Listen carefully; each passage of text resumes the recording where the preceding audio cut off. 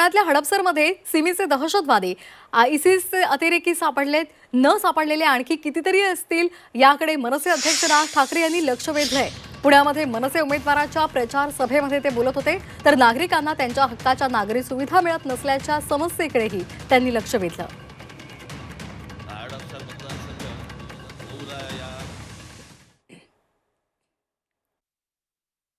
अहो, आपल्याकडे काय पसरलं जात आहे, आतमधून काय काय गोष्टी होत आहेत त्याचा कधी तुम्हाला विचार तरी केलाय का?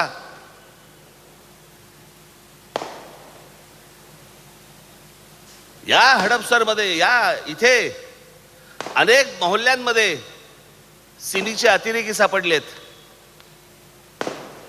त्याच्यानंतर तुमचे आयसिसचे अतिरेकी सापडलेत, टेररिस्ट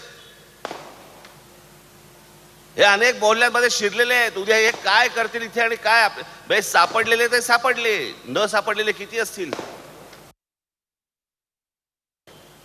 शहराचा सत्यानाश होतोय. आमच्याकडे शाळांमध्ये ऍडमिशन्स मिळत नाहीयेत, आमच्याकडे हॉस्पिटल्स मिळत नाहीयेत, हॉस्पिटल असली तर तिकडे आम्हाला खाटा मिळत नाहीयेत,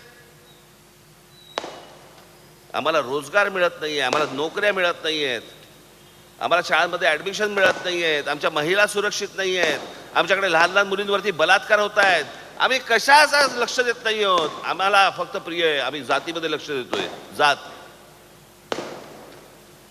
ही सगळी राजकीय मंडळी तुमचा सत्यानाश करून ठेवतील. सत्यानाश.